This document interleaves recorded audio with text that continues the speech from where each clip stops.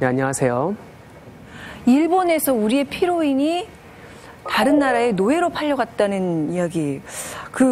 당시 조선 피로인을 사갔던 그 다른 나라는 어디인가요? 네, 바로 포르투갈 상인들이었습니다. 일본에도 포르투갈 상인들이 많이 들어와 있었습니다. 포르투갈에 매우 중요했던 대서양 노예 무역이 이들의 무역의 범위가 확대됨에 따라서 일본까지 확대되게 됩니다. 초기에 일본에서 팔렸던 노예들의 대부분은 자국민들이었습니다. 그들은 당시 전국시대라는 내란에서 포로로 잡힌 사람들, 혹은 너무 가난해서 자기나 자기 가족을 팔았던 사람들, 또는 가끔씩은 영주가 화약을 얻기 위해서 자기 백성을 파는 경우들도 있었습니다.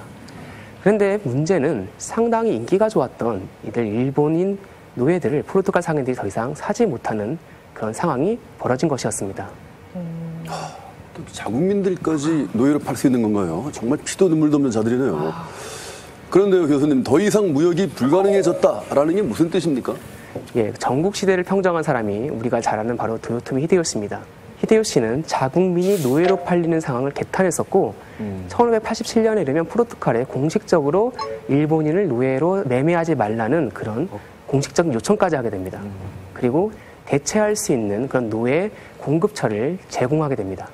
그래요. 뭐 자국민을 팔지 않는 건 좋은데 설마 이제 우리 쪽인 건가요? 네, 맞습니다. 바로 그 공급처는 일본에 끌려와 있던 조선 피로인들이었습니다. 당시 일본에 들어와 있던 이탈리아 출신의 프란체스코 카를레티라는 그런 상인이 있었는데요.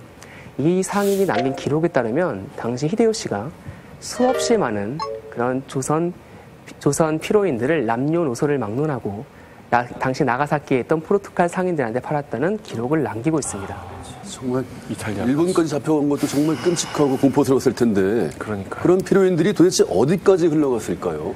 가까이는 중국에 있는 포르투갈 식민지인 마카오, 그리고 베트남, 인도, 그리고 심지어는 어느 정도인지는 모르겠지만 상당수가 유럽까지 갔을 거라고 보고 있습니다. 당시 조선 피로인들은 상당히 근면에서 인기가 좋았고 또한 아프리카 노예들에 비해서 가격적인 면에서도 상당히 경쟁력을 가지고 있었습니다.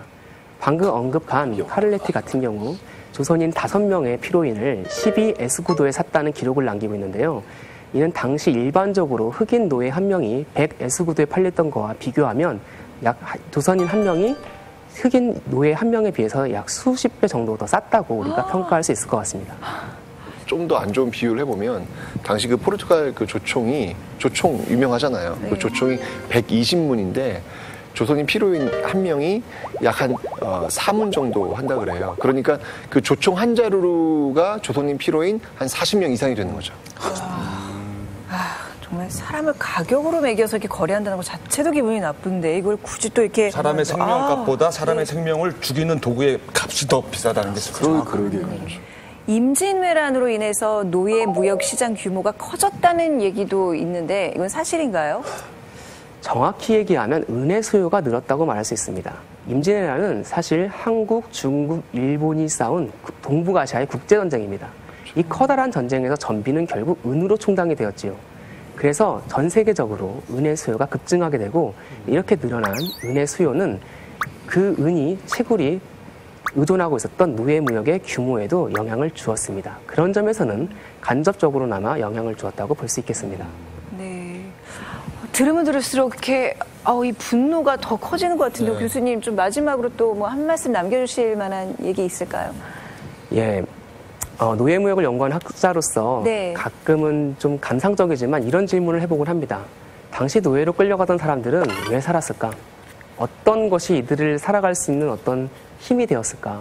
어쩌면 막연하게나마 고향에 돌아갈 것을 희망으로 삼고 살아간 사람도 있었을 것입니다. 한 가지 확실한 것은 그들이 이렇게 희망을 찾아야만 했던 최악의 순간은 국제적인 구조 속에서 만들어졌다는 것입니다.